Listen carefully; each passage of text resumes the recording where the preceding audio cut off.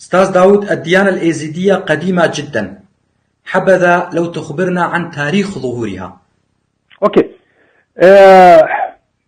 الديانة اليزيدية طبعا من الديانات الآرية التي نشأت قبل آلاف السنين في مناطق زاكروس وكردستان الحالية وما المناطق المحيطة به.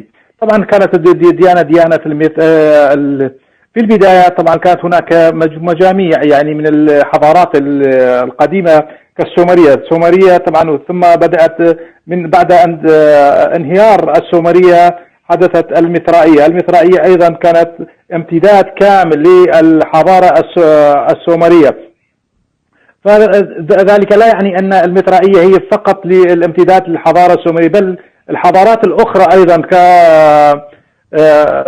كبقايا من الحضارات الأخرى باقة المثرائية. المثرائية هي موضوع بأنه الإنسان يعتمد على الطبيعة، على قوة الطبيعة. من قوة الطبيعة تتكون من النور والنار والماء والتراب. طبعا تجسد هذه المواد بكون الطبيعة، تنشيء الطبيعة من ما يتكونه من إنسان وحيوان ونبات، بالإضافة إلى موارد الموجودة داخل الطبيعة. فالإنسان كان يعتمد على عقله في تكوين الدين بما يلائم ظروفه. طبعا في البداية كانت هناك تعدد الآلهة كانت الإلهات متعددة، مثلا مجموعة إله الخير ومجموعة إله الشر. إله الخير مثلا كإله المطر، إله الشمس، يعني كإلهات تعطي القوة للبشرية وتعطي الخير للبشرية. بالإضافة إلى ذلك كانت بالمقابل هناك قوات أو آلهات تعطي بعض الأضرار للبشرية، مثلا البرق، الفيضانات، وإلى ذلك الآلام، الأوجاع، ما اسمه. هناك يعني إلهات فيضان. بعد ذلك تمكن الإنسان من خلال عقله ومن خلال طبيعته وتعايشه مع الظروف الذي يعيشها في داخل الطبيعة الخلابة، استطاع أن يدرك بأن هناك إله واحد، وهو الإله الذي خلق الإنسان، خدا، يعني الذي خلق نفسه. ثم قال خدا الذي أزدى، يعني أزدايم، يعني الذي خلقني، أزدام يعني أنا خلقني. إذن فهو هذا الإله. بطبيعة الحال المجتمعات الآرية لحد الآن لا تؤمن كنظرية، لا تؤمن بالإلهات السماوية أو بالإله السماوي أو الدين السماوي عذرا. يعني هناك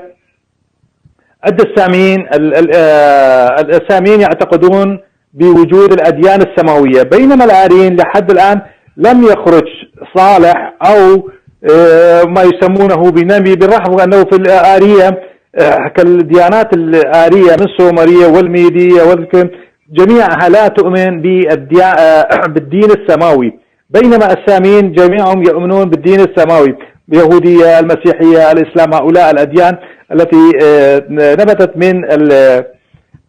من الساميين. بينما الآريين يعتقدون بهناك إصلاحيين. زردشت يقول أنا صالح، يقول أوستا ما مستا، أنا المعلم المصلح. في الإزدياتي أيضا لدينا مصلحين، ليس لدينا أنبياء، ليس لدينا كتب منزلة من الله سبحانه وتعالى، لكن لدينا العقل نفكر به ونعتقد بوجود الله، ومن خلال هذا الله نستمد، من خلال الصالحين نستمد منهم القوانين بما تلائم الحياة الطبيعية في هذا الأرض. إذن فالمثرائية كانت هي مجموعة بشرية تؤمن بالله سبحانه وتعالى، ويقول من خلال نوره نستمد قوتنا. والعلاقة التي تربط بين الإله والبشرية كانت هي نور الله، نور الشمس. ثم تفرعت بعد ذلك إلى الإزدياتي. طبعا كما قال قبل هذه الحلقة ضيفك أيضا أستاذ لقمان بأن الجميع كانوا إزداتي الإزدي سلطان إزي بخطط هزار إكناف خدانا في مظهر خدايا. الإزداتي كانت هي المنبع الأول للجميع، ثم تفرق منها الزرادشتية وأكد عليه رئيس الزرادشتيين أيضا، ثم اليارسان. يعني اليارسان ولحد هذه اللحظة عادات وتقاليد وطقوس اليارسانية والإيزيدية متشابهة، أستطيع أن أقول لك 90%.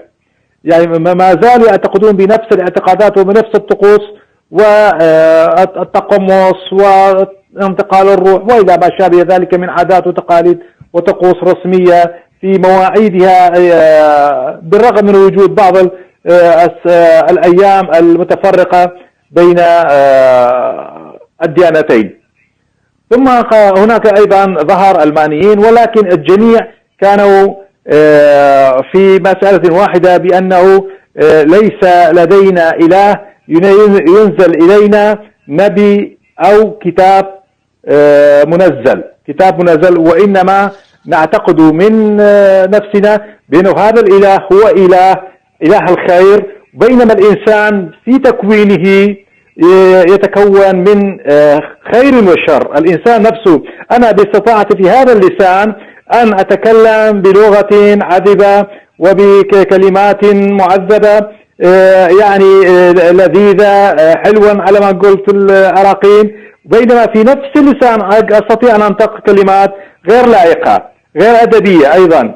فالإنسان أيضا لديه بقلبه أيضا يستطيع بقلبه أن يحسد الآخرين، ولكن بقلبه أيضا يستطيع أن يحب الآخرين، أن يود الآخرين. بعقله أيضا يستطيع أن يفكر بمشاريع خيرية تخدم الإنسانية، وبنفس الوقت يستطيع بعقله أن يخطط لتدمير البشرية بما فيه. إذا الإنسان هو الذي يتكون من نفسه من إلهين الخير والشر، بينما الإله الواحد الذي جميع الآريين يعتقدون به، وليس الإيزيدية فقط طبعا. بينما الساميين لا، يؤكدون بوجود إله الخير والشر في السماء متصارعان، وهما أيضا لهما تأثيران على البشرية بشكل وبآخر. الأول يعطي تعليمات خيرية للبشرية، والآخر يسوسه إلى الانحراف نحو الشر. نعم.